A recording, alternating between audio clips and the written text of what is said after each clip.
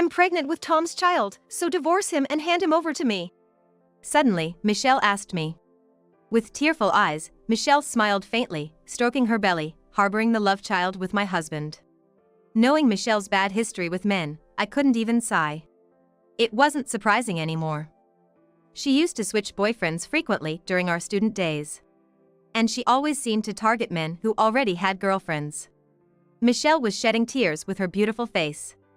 It was like an actress's performance. Well, let's see how long Michelle can keep up this facade. Fine, but you'll have to take on my husband's debts. No matter how much reality hit her, Michelle would activate her inherent positive thinking. I'm looking forward to seeing when that smile breaks. My name is Sally, and I'm 29 years old. I gave birth a year ago and recently returned to work. Colleagues often say to me, "Sally, you seem so unflappable. You're so elegant." I'm just an ordinary housewife now, but maybe it's because I was born into a wealthy family. When I was young, my father ran a fairly large company. Despite being busy, he took the family on domestic and international trips twice a year. My mother was beautiful and kind, even from my perspective. When I returned from school, the house was always filled with the sweet scent of her homemade cakes. She always prepared them for me. I also have a younger sister, Michelle, by 1 year. Michelle often wanted my favorite stuffed animals and new clothes. My mother never told me to be patient because you're the older sister. She patiently explained things to somewhat selfish Michelle. Thanks to my mother, ours was a home where voices were never raised. However, when I was in 6th grade, my father's company went bankrupt. As a result, our family moved to my mother's rural hometown. We went from a prestigious urban private elementary school to a rural public one. Everything in our lives changed. The school had only one class per grade, where everyone was friends. I was a novel transfer student, and it felt strange being asked so many questions. But I was thankful because I quickly made friends by sharing common interests like comic books. I fit in within a month. Meanwhile, Michelle became something of a haughty idol. "Sally, let's go home together." Without making any friends, she would come to my classroom after lessons. I wanted to go home with my friends, but I couldn't just brush Michelle off. Outside, she acted like a cute, adoring sister, but since moving to the countryside, she became more willful. "Hey, give me that glitter pen." "It doesn't suit you, Sally. You're such a country bumpkin now." "No, this is special. A new friend gave it to me because it's a matching set." "Matching, huh? How quaint. A cheap pen from an electronics store suits a bumpkin like you better." Her tantrums stopped, replaced by snickering as she took my things by force. I hate to describe my sister this way, but it felt malicious.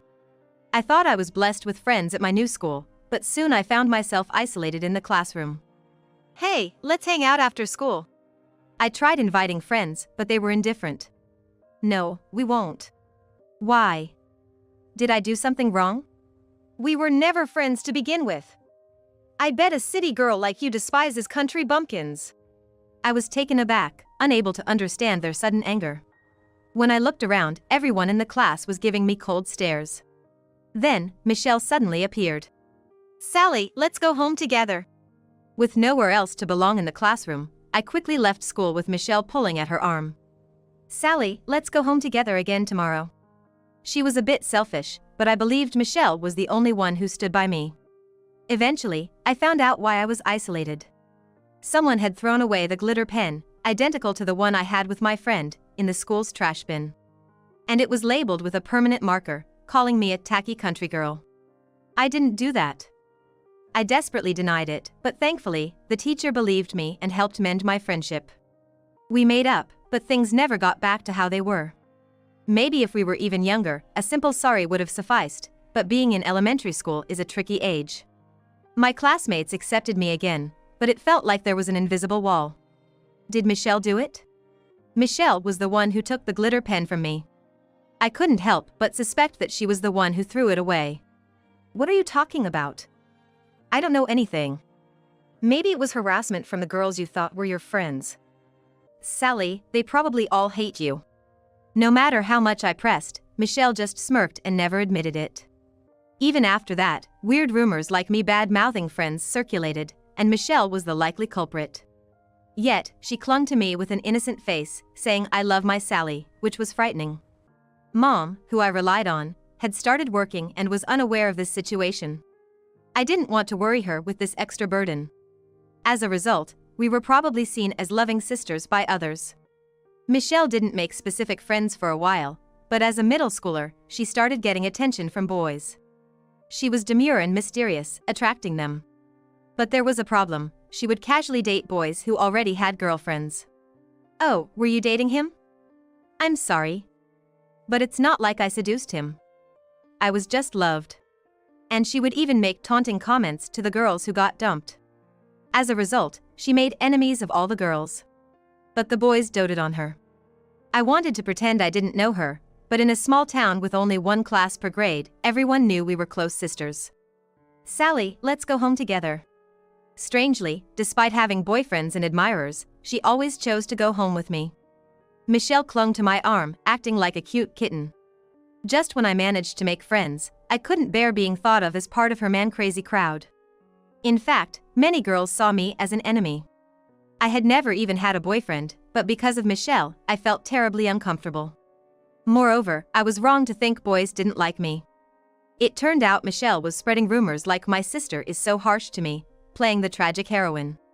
To girls, she seemed manipulative, but to boys, she appeared fragile. Wanting to distance myself from Michelle, I went to college in another state and got a job there. I wanted to see our parents, but I only returned home for the holidays because Michelle was there. Socializing, which I thought I was bad at, went smoothly once I was away from Michelle. After dating my first boyfriend for 2 years, we decided to get married. I had always dreamt of a wedding, but I couldn't bring myself to invite Michelle or my hometown friends. My husband, Tom, is a man with strong opinions. He's the opposite of me, who often checks on others, and I was drawn to his brightness and optimism. So you don't get along with your sister? It's not like we don't get along. You clearly don't get along. It's not like you're saying you hate her in front of her. Just be honest. Sally, you're too considerate. Well, from what I heard, your sister sounds like a concentrated version of the worst parts of a woman. No wonder you don't like her. Tom's laughter made my resentment towards Michelle feel a bit lighter. Tom is always smiling. Like when we were forgotten at a restaurant and waited over 30 minutes, he didn't get angry. No way, they forgot us. Sorry, it's okay. All good. Oh, so the meal will be discounted then, right? He dealt with the apologetic waiter with a laugh and ease. Though a bit brazen, Tom's brightness lightened up the mood. It's all good. This is Tom's catchphrase. I worried whether not having a wedding would upset my in-laws. It's all good, as Tom said, they didn't mind. When I found out I was pregnant, the anxiety about parenting outweighed the joy. But Tom encouraged me again with it's all good. Once born, my son Luke was irresistibly cute. Of course, there were anxieties and stress, but for my adorable child, I could persevere. Meanwhile, Tom sometimes talked about quitting his job on a whim to go independent. It was bewildering, especially just after giving birth, but he laughed it off with it's all good, pursuing the path he believed in. It was tough having to handle all the housework and childcare alone, without much support from busy Tom. But I felt he could break through any barrier. If I really got into a pinch, he would probably rescue me like a hero. Tom's optimism was a great relief. Gradually, my aversion to Michelle subsided, and I began visiting my parents more with Luke. Michelle and I are both nearing 30. The once selfish and cunning Michelle had transformed into a sophisticated adult, well-suited for luxury brands. Still single and living at home, she welcomed us every time, saying, "Sally, Tom, welcome. Please make yourselves comfortable. Luke, let's play with Michelle." It seems I was the only one holding on to the discomfort. What? Michelle is such a nice girl. Based on Sally's stories, I imagined a tougher woman, but she's like an elegant beauty. She incorporates brands subtly without being pretentious. Right. She's become so kind compared to when we were kids. I am relieved. Seriously. Sally, do you have a bad attitude? Were you jealous of cute Michelle? Putting her down won't raise your own stock, you know? Tom's words hurt me, but I reflected on having instilled a bad image of Michelle in him. Sociable Tom quickly became friendly with Michelle and my parents. Wow. Your dad used to run a company? I'm a business owner now. Really? Yeah, I work in distribution. It's a deep field. Trusting my eye for quality goods and hitting big feels amazing. Being an employee just isn't for me. Becoming an entrepreneur and feeling this great is the best. Michelle and my parents praised him, which seemed to please him. But Tom was getting carried away, so I nudged him discreetly. He frowned unhappily. What's up? Sally is opposed to my independence. Such a worrywart. It's not good for a wife to interfere in a man's work, right? My father responded ambiguously. It's fine. I want to hear more about Tom's work. Michelle's support led Tom to happily resume his chatter. That's amazing. You're incredible, Tom. Michelle was good at handling men. I felt a bit sick of Tom's attitude. Wanting to be well regarded by Michelle and my parents, Tom was more talkative than usual. The confidence I once liked in him now seemed shallow. The magic of love slowly melted away, and I began to doubt the cool, confident Tom. Unable to watch, I retreated to the next room with a crying Luke. Was it a mistake to look away from them? Michelle and Tom seemed to have grown close. One Sunday, while relaxing with Luke, Michelle suddenly appeared and talked to me. I'm sorry. Please divorce Tom. I'm pregnant with his child. What? As soon as she entered the living room, Michelle was tearfully pleading. Wait. I don't understand. Tom? My husband Tom? With tearful eyes and a faint smile, Michelle said to my confused self. Yes, your husband Tom. I'm pregnant with his child, so divorce him and hand him over to me. I felt a chill down my spine. Michelle hadn't changed. I knew all too well about Michelle's bad history with men, so I couldn't even sigh. I'm not even surprised anymore. Back in our student days, Michelle was always switching boyfriends. And she always targeted guys who already had girlfriends. But I never imagined she'd go after my own husband. How unprincipled can she be? I felt all the strength leave my body, just staring at Michelle emotionlessly. Michelle was crying, her face remarkably beautiful. It was like an actress's performance. How long can she keep up this act? I'm sorry. I never wanted to hurt you, not even a little. It's just that the man who loved me turned out to be your husband. Oh, everything I say just sounds like an excuse. I was wrong, so all I can do is apologize sincerely. I'm sorry for taking away someone so important to you. Spouting such insincere words, Michelle let out more tears. But did Tom really betray me and have an affair with Michelle? As if reading my thoughts, Michelle slightly raised the corners of her mouth. I might have been wrong, but you were too. Tom said so. You don't understand his work. Despite Tom working his fingers to the bone as a businessman, you neglect your duties as a wife and go off to earn some pocket money. Not supporting busy Tom, that's just too much. My husband said that? Michelle slightly lifted her chin in response. Yes. Tom confided in me. He said that ever since you had Luke, you've completely become a mother and neglected being a woman. But I've been trying so hard with work and raising Luke. Before I could finish, Michelle cut me off. Stop it. You're being unseemly. You say you're working hard on child rearing, but Luke is already over a year old. Even now, he's playing by himself. You're even sending him to daycare, so what exactly are you working hard on? This is what Tom told me. Michelle took a breath and looked straight at me. You've relied too much on Tom's kindness. It's no wonder he changed his heart for another woman. I fully understood Michelle and Tom's feelings. I was foolish to believe Tom would help me when it mattered. Did Tom, who dumped all the housework and childcare on me, ever actually help?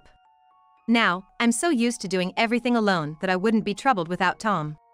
I burst out laughing. Oh, so I appeared to be just pretending to care for Luke, huh? Exactly. Sally, you used your role as a mother to neglect Tom. If it were me, I'd prioritize Tom first. Of course, I love the child in my belly too. But a wife who doesn't love her husband can't possibly love her family. Michelle then knelt down formally. Please let Tom go. Hand him over to me. I stood over Michelle and dropped my voice. Fine, but you'll take care of his debts, right? Michelle looked up at me, bewildered. She clearly didn't know. Tom has debts, you see. They've ballooned to $120,000 in just 1 year. Michelle's eyes widened like a small animal's, tilting her head. What? You should pay that. No way. It's only right for a husband to pay his own debts. Michelle's previously composed face now furrowed with frustration. Stop it. You're the worst. How far will you leech off Tom? You probably can't forget the luxuries from her childhood and ended up squandering money. I can't believe you racked up so much debt. I interrupted her. Michelle. Were you listening? I said it's Tom's debt. He talks a lot about independence in business, but in reality, he's drowning in debt. What? You mean like a bank loan? I understand that running a business needs a significant sum. $120,000 is nothing. It's a drop in the bucket. It's a loan from consumer lenders. What? Why?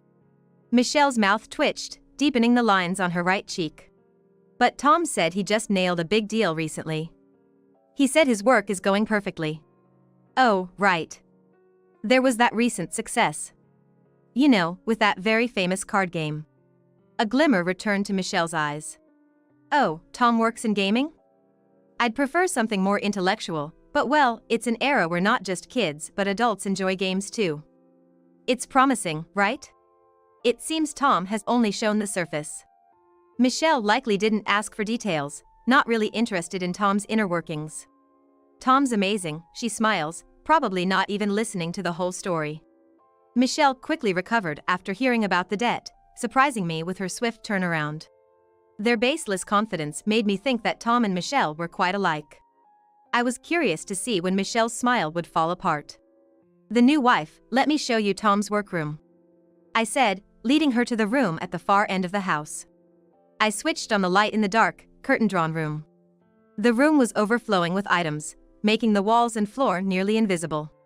What is all this? Books, toys, clothes, games.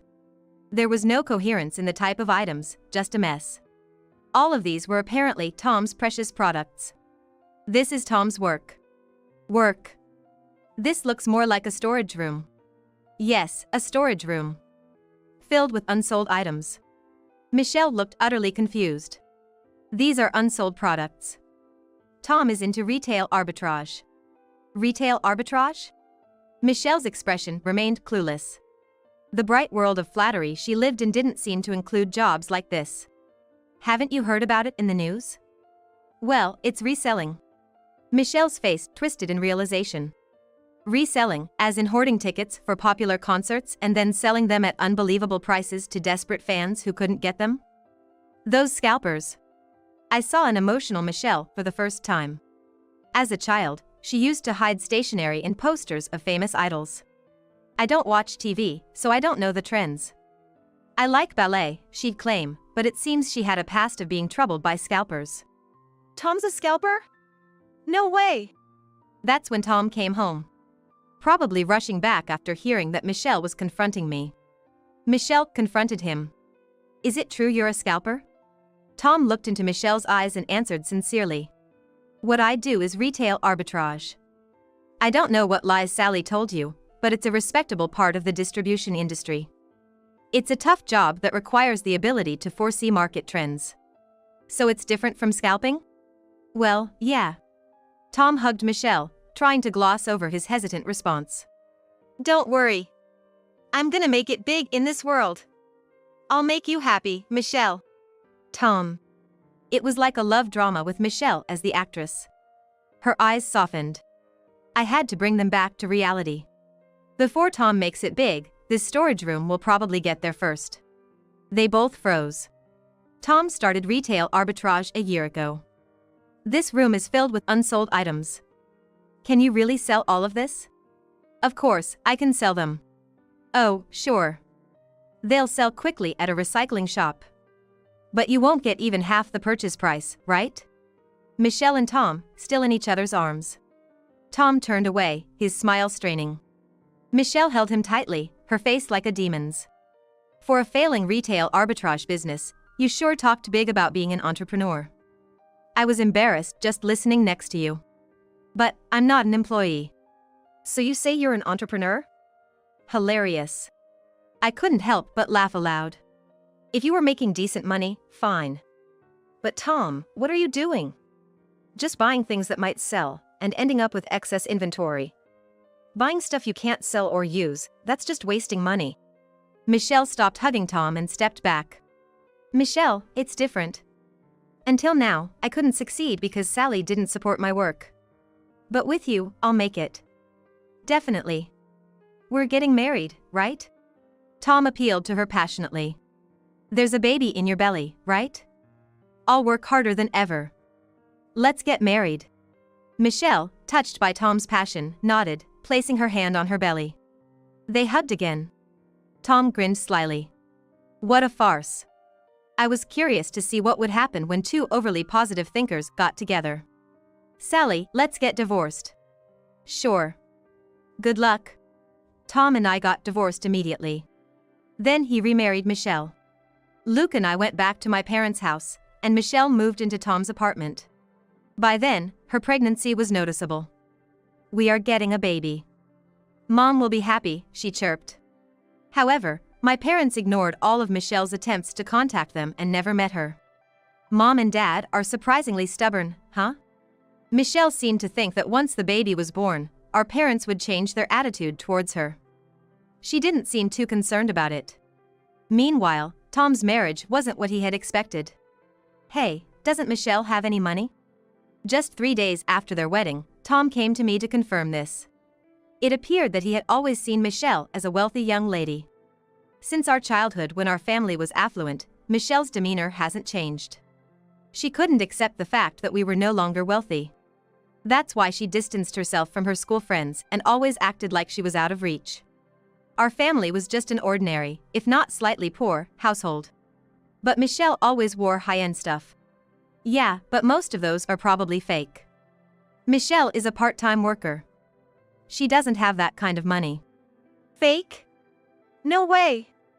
I thought she was rich and kind, a beautiful woman, unlike Sally who doesn't spoil meat and smells of the common folk. I've been deceived. Tom himself pretended to be a successful entrepreneur with his unprofitable retail arbitrage, so it was a deception on both sides. Michelle probably wanted to take what was mine, but it must have been a marriage for money. She'll soon realize Tom's true nature and regret it. I thought I could be supported by Michelle. Talking about being a good judge of merchandise, and yet you couldn't tell Michelle's brands were fake. Maybe you should quit retail arbitrage and get a real job? Shut up.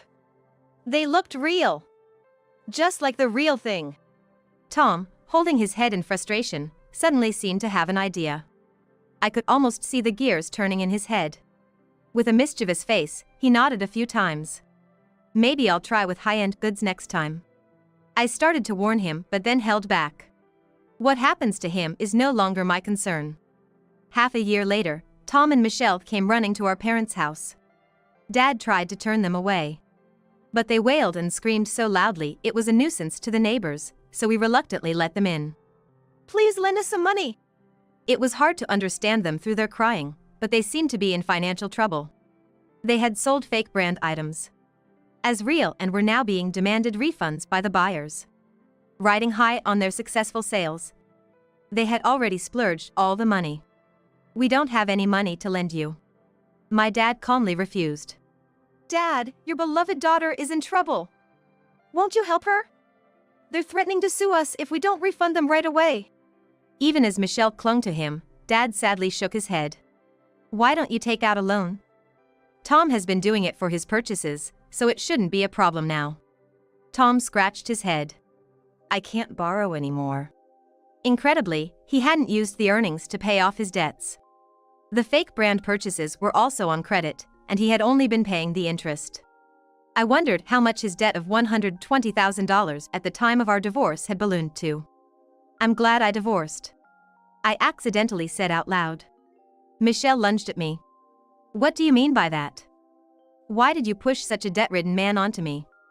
I'm getting a divorce, I don't need this man. What? Michelle, you were the one excited about selling the fake brands. You practically handled the purchasing and selling, saying it was your forte. Shut up. Tom has no sense in retail arbitrage.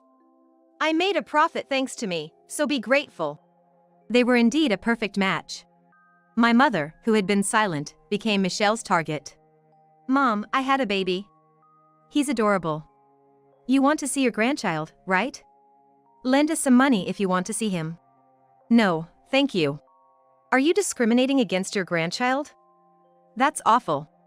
My usually quiet mother finally raised her voice. Enough. You wanted the man Sally had, so it's your responsibility to help him out of debt. You have the nerve to come here after everything. I no longer consider you my daughter. Go live happily with your beloved husband in hell. Mom. Michelle finally broke down in tears. Her beautiful face was twisted and wrinkled with real tears, not acting. My father mercilessly kicked them out of the house. We didn't pay them any attention after that. But we eventually learned of their whereabouts. The police contacted us. Tom was trying to scrape together some money by continuing his small-scale reselling. Compared to the fake brands, the income from reselling was just peanuts, and once they had tasted the bigger profits, it wasn't satisfying anymore. It's because you lie. Why not just sell them honestly as fakes?